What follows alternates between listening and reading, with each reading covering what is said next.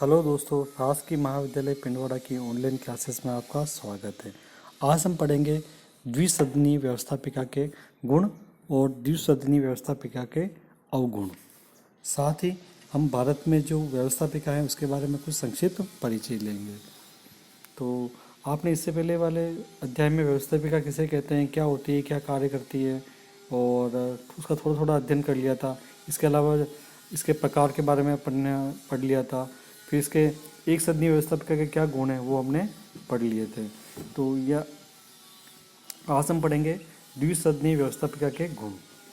द्विसदनीय व्यवस्थापिका से क्या तात्पर्य है? इसका तात्पर्य है कि द्विसदनीय व्यवस्थापिका में दो सदन होते हैं, यानी दो सदनों से मिलकर यह इसका गठन किया जाता है। जैसे भारत में लोकसभा, राज्यसभा, ठीक है। और इसमें इसको एक को उच्च सदन या निम्न सदन, दूसरे को निम्न सदन भी कहते हैं, ठीक। तो ये हो गई, तो इनके किसे कहते हैं वो हो गया। अब इसके क्या इनके गुण क्या हैं? तो जो एक सदनीय व्यवस्थापिका के यानी जो द्विसदनीय व्यवस्थापिका के जो गुण है ना, वो एक सदनीय व्यवस्थापिका के दोष भी हैं। तो अगर एग्जाम में आ गया कि एक सदनीय व्यवस्थापिका के क्या दोष है, तो द्विसदनीय व्यवस्थापिका के गुणों को आप लिख सकते हो, ठीक है ना। तो सबसे पहले इसमें दे रखा है कि द्विसदनीय व्यवस्थापिका के गुण क्या है। तो पहला है शक्ति संतुलन। शक्ति संतुलन से तात्पर्य है कि भाई इसमें क्या होता है कि शक्ति किसी एक ही हाथ में, एक ही सदन के हाथ में केंद्रित न होकर दो सदनों में बंटवारा हो जाता है। दोनों एक दूसरे पर पर्याप्त नियंत्रण रखते हैं, यानी कि किसी भी व्यवस्थापिका को पूर्ण स्वतंत्रता देना उसे स्वेच्छाचारी बना सकती हैं। जैसे इसके बारे में लॉर्ड एक्टन ने कहा भी था कि सत्ता भ्रष्ट करती हैं और पूर्ण सत्ता पूर्णतः भ्रष्ट करती है। इसलिए द्विसदनात्मक व्यवस्थापिका में शक्ति संतुलन का सिद्धांत लागू होता है, जिसमें दोनों सदन एक दूसरे पर नियंत्रण स्थापित करते हैं तथा सदनों को स्वेच्छाचारी होने से रोकता है। और गार्डनर ने भी कहा है कि दूसरे सदन की उपस्थिति जहां स्वतंत्रता को सुनिश्चित करती हैं, वहीं कुछ हद तक निरंकुशता से भी सुरक्षा करती हैं। यानी कुल मिला के अगर शक्ति दो हाथों में केंद्रित होगी, दो जगह केंद्रित होगी, तो दोनों एक दूसरे पर पर्याप्त नियंत्रण स्थापित कर सकते हैं और इससे शक्ति संतुलन बना रहता है। दूसरा है कि गलतियों की संभावना क्षीण होना, यानी त्रुटियों की संभावना बिल्कुल क्षीण होना। तो इसमें क्या होता है कि जब कानून निर्माण किया जाता है तो वहाँ क्या जल्दबाजी नहीं की जाती है, बल्कि इसमें होने वाली छोटी छोटी गलती को भी क्या होता है अच्छे से विचार किया जाता है। ये छोटी छोटी विचार किया जाता है। अगर मान लो छोटी छोटी गलतियाँ रख दी जाती है तो इससे क्या देश को बहुत बड़ा नुकसान हो सकता है। तो यहाँ पर इन गलतियों को रोकथाम के लिए क्या किया गया है?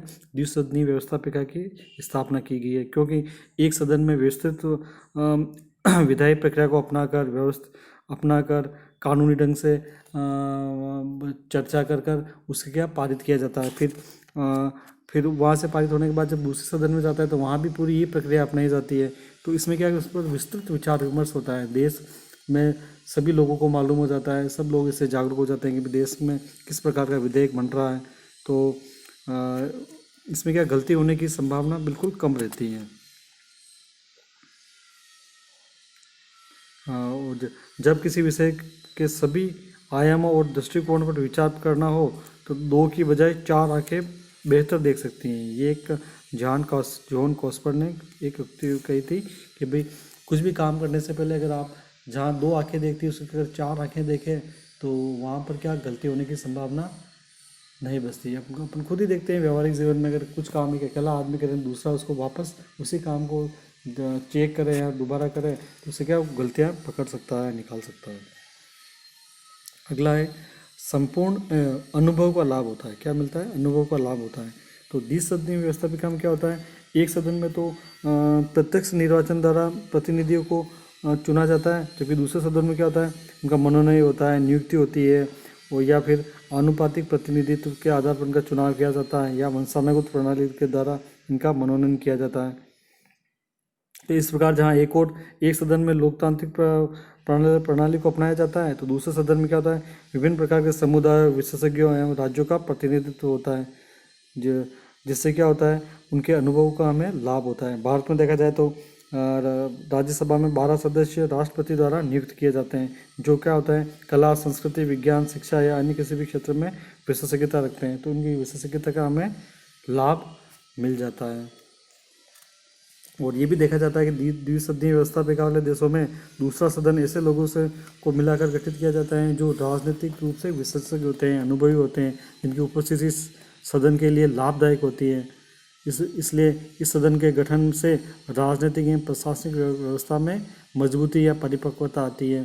साथ ही विभिन्न प्रकार के मुद्दों, कानूनों, विधेयकों आदि पर भी गंभीरता से और आसानी से विचार किया जा सकता है, क्योंकि उनका अनुभव हमें प्राप्त होता है। अनुभवी व्यक्तियों का सदन में उपलब्ध रहना किसी भी प्रक्रिया को अच्छे ढंग से निष्पादन करने में योगदान देता है।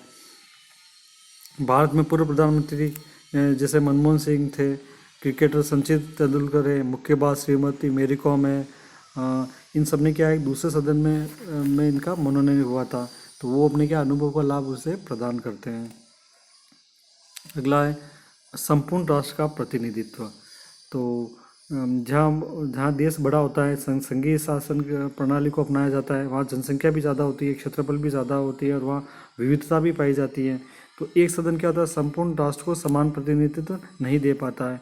तो द्विसदनीय व्यवस्था पे का जैसे भारत के निचले सदन में सदस्यों का वितरण जनसंख्या के आधार पर, और जबकि ऊपरी सदन जिसे राज्यसभा कहते हैं या उच्च सदन कहते हैं, तो इसमें जो सदस्यों का जो वितरण होता है वो भूभाग व राज्य की विधायिका की स्थिति के आधार पर किया जाता है।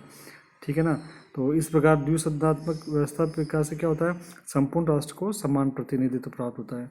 लोकसभा में डायरेक्ट चुनाव होता है, ठीक है, जो जनसंख्या के आधार पर निर्वाचन क्षेत्र को बांटा गया है, जबकि राज्यसभा की जो सीटों का बंटवारा है वहाँ भूभाग के आधार पर बांटा गया है।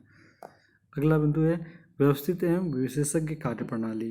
तो दो सदनों की उपस्थित होती है, वहाँ व्यवस्थित रूप से कार्य करती हैं और कार्यों में उनसे विशेषज्ञता प्राप्त होती है। दो सदनों की उपस्थिति में कार्यों का विभाजन हो जाता है, जिससे विधान बनाने की प्रक्रिया किसी भी सदन में प्रारंभ की जा सकती है और दूसरा सदन उन विधेयकों को गंभीरतापूर्वक विचार विमर्श करके उसमें और शुद्धता लाता है और सरकार को पुनर्परीक्षण, कार्य विभाजन आदि से व्यवस्थापिका में विशेषज्ञता आती है। ठीक है, पुनर्परीक्षण मतलब एक सदन या दूसरे सदन द्वारा पुनः परीक्षण किया जाता है। तो गेटेल ने बात कही कि दो सदनों की उपस्थिति विधान निर्माण प्रक्रिया में विचार विमर्श व सतर्कता को सुनिश्चित करती है तथा संतुलन एवं विश्लेषण को बढ़ाती है। कुल मिला के दो सदन हो गए तो क्या कार्यों में क्या कार्य व्यवस्थित ढंग से होंगे और विशेषज्ञ कार्य प्रणाली को अपनाया जा सकता है। तो इसी कारण क्या होता है कि विश्व के अधिकांश देशों में दो सदनों की उपस्थिति है। तो दो सदनों के गुणों के कारण ही विश्व के अधिकांश देशों ने अपने यहाँ दो सदनों की व्यवस्था कर रखी है, उनको अपना रखी है। दो सदनों की उपस्थिति से व्यवस्थापिका में प्रतिनिधित्व को सुनिश्चित करने के साथ साथ इसे विशेषज्ञ भी बनाती हैं। अब आता है द्विसदनीय व्यवस्थापिका के दोष क्या है।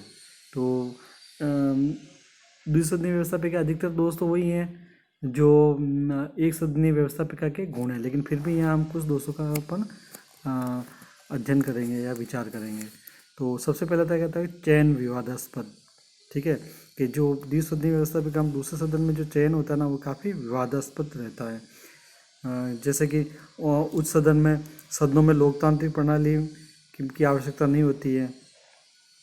सदस्य का जो चुनाव होता है मनोनयन होता है वो सत्ताधीन दल के पक्षपात को बढ़ाता है। कई बार ऐसे राजनेता जो चुनाव नहीं जीत पाते हैं उनके दूसरे सदन में नियुक्ति कर दी जाती है।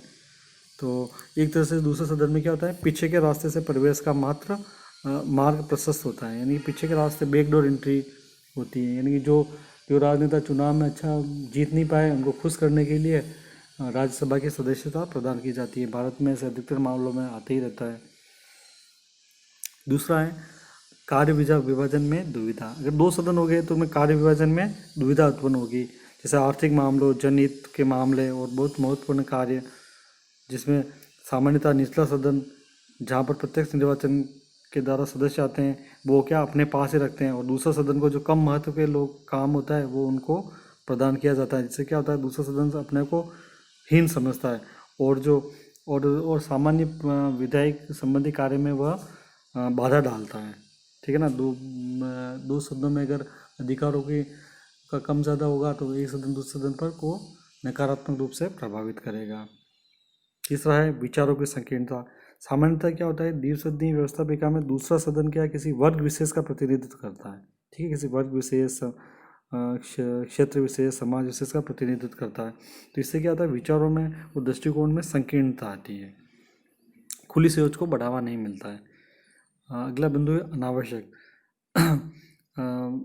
बहुत जगह ये माना गया है कि भाई ये जो द्विसदनीय व्यवस्थापिका होती है ना, इससे क्या होती है कि ये मतलब इतनी बड़ी और इतनी मतलब जो विधान प्रक्रिया होती है ना, विधायी प्रक्रिया, वो इतना ध्यान से और इतना विचार विमर्श के द्वारा एक सदन के विधायी के द्वारा बनाया जाता है। तो क्या होता है कि किसी भी कार्य को करने से पहले क्या वो एक सदन ही बहुत अच्छे ढंग से विचार कर लेता है, उस पर एकदम निश्चित कानूनी प्रक्रिया को अपना लेता है। तो दूसरा सदन क्या होता है, ऐसे ही अनावश्यक है, वहाँ सेम वही प्रोसेस अपनाने से कोई फ़ायदा नहीं है। तो बताया गया कि क्या अनावश्यक है, अगर नहीं भी होगा तो भी चलेगा। तो बेंजामिन फ्रैंकलिन ने तो एक बात कही है कि भाई कि दो सदन वैसे ही हैं जैसे कि एक गाड़ी को दो घोड़े खींच रहे हों, तो दोनों विपरीत दिशा में से खींच रहे हों। ठीक है ना। तो ये इसका क्या कुछ अवगुण है, फिर भी ये कुछ अवगुण होते हुए भी इसे गुण अधिक है, इसलिए अधिकतर देशों में क्या है, द्विसदनीय व्यवस्थापिका को अपनाया गया है। अब हम पढ़ेंगे भारत में व्यवस्थापिका। तो भारत में व्यवस्थापिका का बारे में आप जानती हो कि भारत में जो व्यवस्थापिका है ना, वहाँ पर दो सदन है, लोकसभा और भारत की व्यवस्थापिका को संसद कहते हैं। तो संसद, जब भी संसद आए तो संसद में कौन सम्मिलित है, तो लोकसभा, राज्यसभा और तीसरा क्या है, राष्ट्रपति।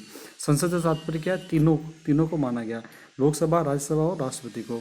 तो लोकसभा को निम्न सदन कहते हैं, राज्यसभा को उच्च सदन कहते हैं। ठीक है। लोकसभा में प्रत्यक्ष निर्वाचन के द्वारा सदस्यों को चुना जाता है, यहाँ वास्तविक लोकतंत्र दिखाई देता है।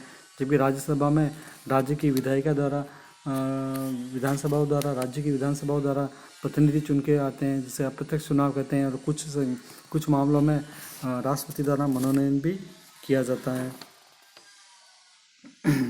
ठीक है। और राज्यसभा में 12 सदस्यों को राष्ट्रपति मनोनीत करता है, जबकि लोकसभा में 2 सदस्यों को राष्ट्रपति द्वारा मनोनीत किया जाता है।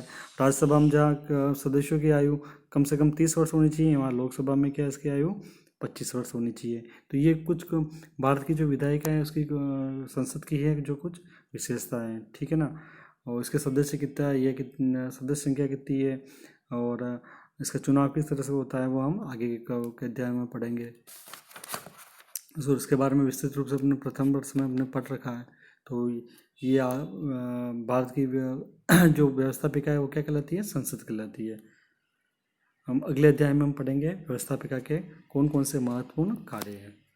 ठीक है, धन्यवाद।